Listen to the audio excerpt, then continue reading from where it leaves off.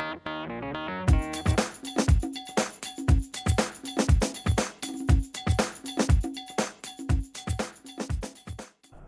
and welcome to another episode of Not Your Dad's Beer. Today, we're tasting a really cool beer. We're doing Boulevard's version of the White IPA.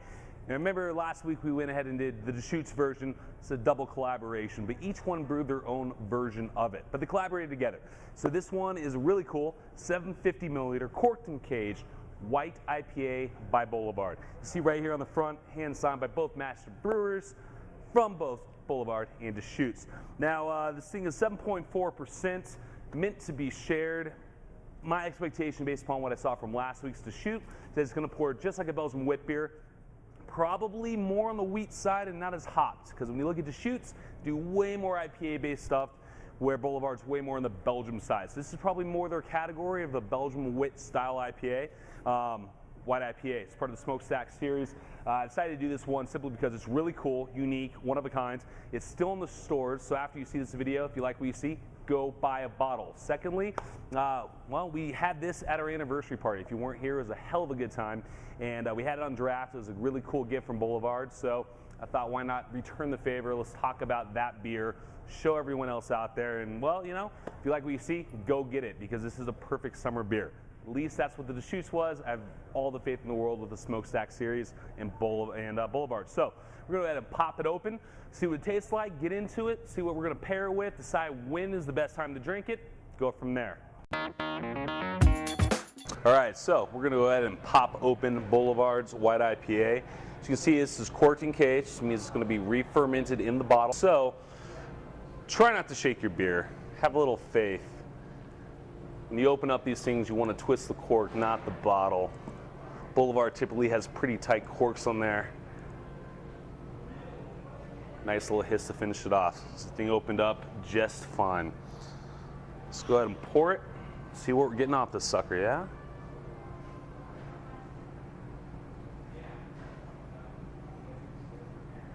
Right away you can see there's a hell of a lot of protein. Look how big that head's picking up. There's a couple of different ways you could pour. Could have poured it with a tilt, that way I got more beer at the bottom, but we're gonna let the head kind of settle down, carbonation go away for a second, but we're gonna get into it. We're gonna talk about it. As you can see right off the bat, it's a light haze color with a hell of a lot of head going on. A lot of protein. I like it. The bubbles there, they're fading pretty quickly, which is not a bad thing. Give it a good swirl. Wow, look at that. It sits right on top like a Belgian Golden, which is really interesting. Just a frothy, soapy, rocky head almost to it. I mean, when I get a good swirl going, the head just lingers on top. A little bit different than the Deschutes version. You get a little bit more beer with a slanted pour. There we go. Massive head, way too much, but you know, this is for us. This is not pouring for a guest. Color of the beer itself, little bit hazy, just a nice, almost a wit beer style. I mean, it looks like sort of like a dark Pils, to be honest with you, but with a massive freaking head onto it. But as you can see, it just sticks really tightly to the side of the glass. When you get a good swirl, head's not going anywhere, great head retention to it, good looking. Let's go ahead and see what it tastes like, shall we? All right, so we got the beer poured. As you can see, the head's still lingering. It's nice and sticky right on the glass. Really good carbonation. Bubbles are kind of coming up, nice and hazed. Looks like a fun beer. Right away, though, if I were to pour this in the glass for a guest and not tell them what it was, IPA would not be what they suggested, or not what they thought. Literally looks like a Belgian wit with a kind of a, you know, a Belgian Golden head to it. So we're gonna pop in, see what it smells like, see what it tastes like, see what it's gonna go with. Here we go.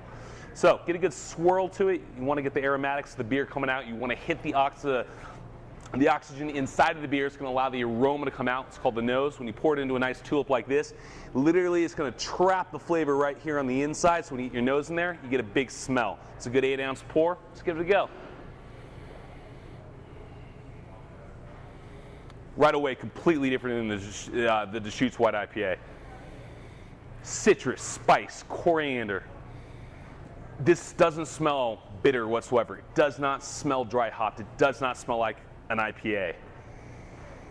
Instead, it smells like a Belgian wit beer. It smells really good. Blanc de Bruxelles, This kind of reminds me of it. Boulevard Zone, Avery's White Rascal. These are really good typical examples of just floral, citrus, spice notes to it. A little bitter, but really we're talking aromatics of floralness, you know? Really good. So nose right away, wouldn't tell it's an IPA at all. I would actually go with it's a Belgian wit. All right, so let's give it a taste, shall we?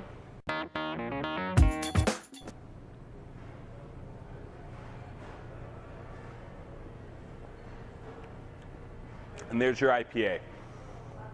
So while it smells floral, and you're getting all those floral, even lemongrass there, grassy, spicy, herbaceous notes, when you taste it, it's dry and it's bitter. But it's not, it's really smooth too. But it's not overwhelmingly bitter. It's not an IPA. It is not a double IPA. It is not a hot bomb whatsoever. This is elegance. This is almost the champagne of IPAs. It has a brut finish to it, just like a brut champagne would be. Very dry. There is bitter that creeps along the side of the palate, it's still there, but it's not overwhelming. It's actually a refreshing bitter, which is really cool.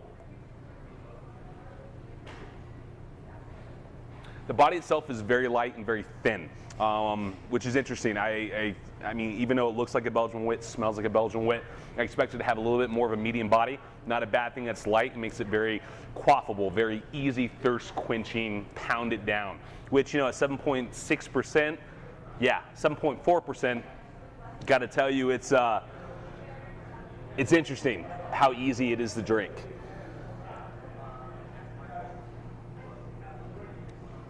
Really light, refreshing body, not too malty whatsoever. The bitter comes on the back, but not like a Stone IPA in the sense that it comes on the very back and creeps up the tongue and on the sides. And instead, this hits just on the side of the palate, literally where your tongue rests against your cheek. That's where I'm getting the bitter. There is a sense of a little bit of fruit to it, but it's not that big California Northwest hot fruit. It's not tropical. It's not real, you know, real resinous and piney. But that's an IPA. This is a little bit different. It's more refined. That dryness leaves that dry bitter, which I like. And it just kind of rests there, which is nice. Not a lot of fruit though. Very, very dry, which I like. Dry beers are really interesting. They're really cool. Because it has a tannic effect similar to a big Cabernet or a Barbaresco or a Barolo, in the sense that when you drink it, it's forcing you to salivate because the tannins are sucking the moisture out of your mouth. It's forcing your mouth to work harder, which is not a bad thing, especially when it comes to a fermented carbonated beverage such as beer.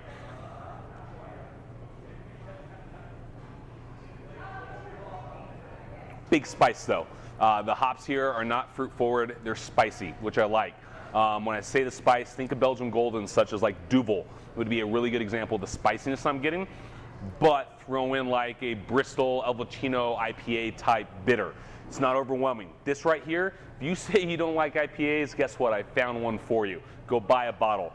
You can pick this up at the liquor store. Really, really good beer. I'm enjoying it. I'm going to give the rest of this to the staff. I do work tonight. There's no way I'm going to pound down this whole thing. I'd have too good of a shift, which is not what we need. So with that being said, share it with a friend. With the 750, it's about 24 ounces. So with that, you're going to get 4 glasses, 6 ounces each. That right there is about going to be 6 ounces. In terms of what I would pair this for food, surprisingly, I'd go with seafood, light dishes. You want to pair delicate with delicate. This is a really delicate dish. Something that's rich and fatty would definitely overwhelm it. So in terms of like Euclid's menu, sausage, way too big. Bone marrow, too big. However, the cauliflower salad here would be fantastic, especially with the haystack goat cheese. In terms of cheeses itself, I think it would pair up really, really well with goat cheese. Nothing too astringent, nothing too pungent. Soft spoon cheese would be really, really good with it too. I think this would go really well with the butterscotch ice cream sandwich they have here. What we're talking about is a sourdough waffle with butterscotch ice cream on the inside, rolled in with praline, wrapped up. It's really good. I think what happens when you mix IPAs, especially really big ones, not like this, but really big, massive hot bombs, with sweet dessert is the bitter kind of fades back and the fruit comes forward. You'd be left with a lot of residual spice, which would be really fun. And the aromatics of it on the nose would be fantastic. This is a really good beer. In terms of when I would drink it, hands down, summertime. You got an 80 to a 95 degree day, this is the one you want to drink. Cool down. This is like the first If you were to have a nice coursed out meal, this would go extremely well with a couple different greens or grilled veggies. And I say grilled veggies a lot because a lot of the beers I've been doing lately have been light and delicate, and that's what you want for vegetables. In terms of a salad, this would go really well with like a Stilton salad. Heirloom tomatoes would be fantastic with it. Seafood preparations, absolutely. We're talking scallops here. We're talking oysters would be really interesting as well. Typically you want to go with a smoked beer with oysters, but I think this would work. It's delicate enough based upon the oyster that you're going to choose. Especially fried oysters, I think would be great. The carbonation on this, mixed with the flavor itself, with the minor bitter and the dryness, go really good with most fried food. As long as it's not overwhelming, not too fatty to begin with. Really phenomenal beer. Go out, check it out. It's worth every single penny. Pick it up and get a couple of them because you're going to want to drink it through the rest of summer. It's worth it. Remember, hops fall off, so don't say this, don't cellar it. As cool as the bottle as it is, it's going to probably be back next year, part of the series itself. It's the Smokestack series. Thanks for joining me. I'm Marc Bayes. This is Not Your Dad's Beer. Drink some good stuff, huh? Cheers. Champagne of beer. Boulevard's White IPA, Champagne of IPAs. Go check it out, $7.50. This baby is not your dad's beer.